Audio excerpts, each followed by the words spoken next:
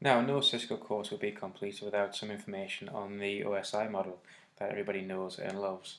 Even though we don't really reference it on a daily basis, it's good for troubleshooting. It's good because it's really the flow of information that each and every process uses, whatever it does. So if you have certain problems, you can troubleshoot it almost without even looking at this model. You would probably follow the same kind of route yourself when you do troubleshooting. You would look at the different layers. You look at the physical layer, the data link layer, blah blah blah, the presentation layer, to try and figure out exactly what was wrong.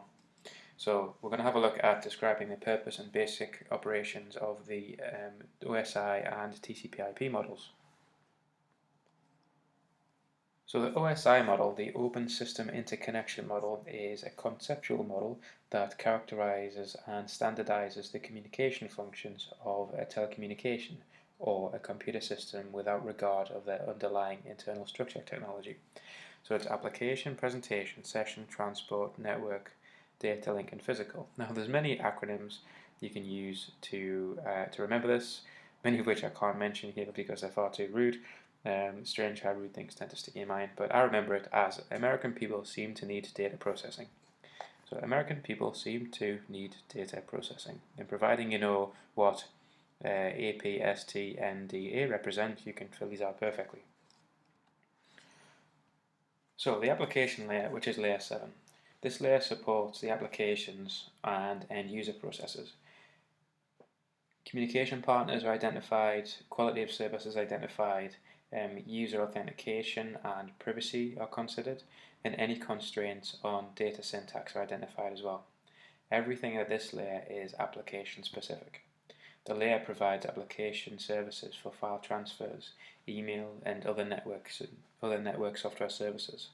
Telnet and FTP applications that exist entirely in the application level, and tiered application architecture as a part of this layer as well. So within there, you'd have World Wide Web browsers, NFS, SNMP, Telnet, HTTP, and FTP. So not knowing what runs it on these individual layers would be a bad thing. So even though you can remember the American people seem to need data processing, and you can write it out perfectly, unless you know what is included in every layer, then it's pretty pointless. So you need to pay attention to these things, definitely. Then you have the presentation layer. This layer provides independence from differences in data representation, such as encryption, by translating from application to network format and vice versa. The presentation layer works to transform data into the form that the application layer can accept. And this layer formats and encrypts data to be sent across the network, providing freedom from compatibility problems, and it's sometimes called a syntax layer.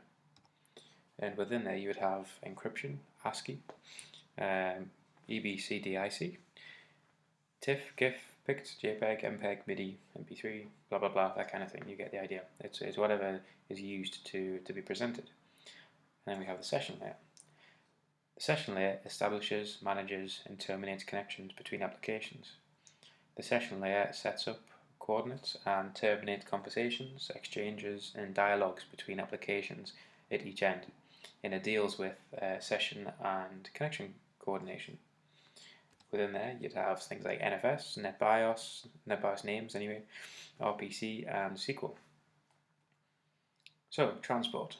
This layer provides transparent transfer of data between end systems or hosts, and it's responsible for end-to-end recovery and flow control. It ensures complete data transfer, and you'd SPX, TCP, and UDP. Layer 3, the network layer. It provides switching and routing technologies, creating logical paths known as virtual circuits for transmitting data from node to node. Routing and forwarding are functions of this layer, as well as addressing internetworking, error handling, congestion control, and packet sequencing. And in there, things operate such as AppleTalk, DDP, IP, IPX. Data link, the big one. At this layer, data packets are encoded and decoded into bits.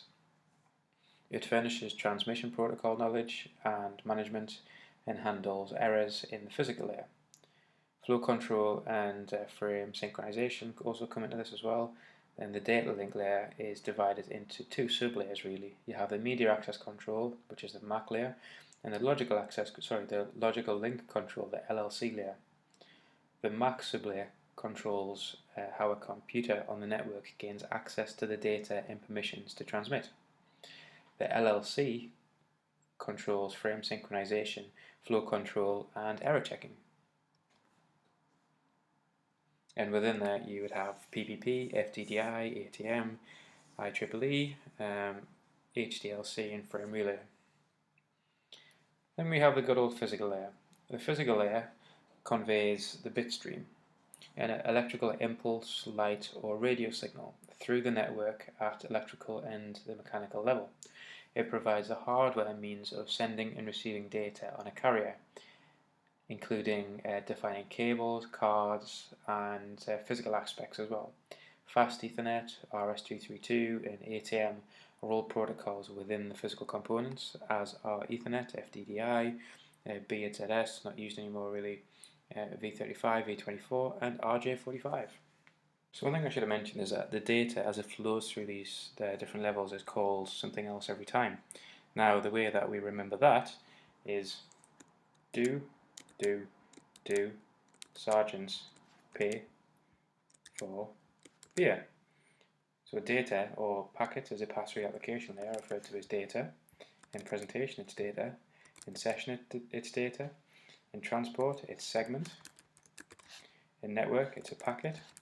In the data link layer it's a frame. In the physical layer it's a byte. That's how you remember it.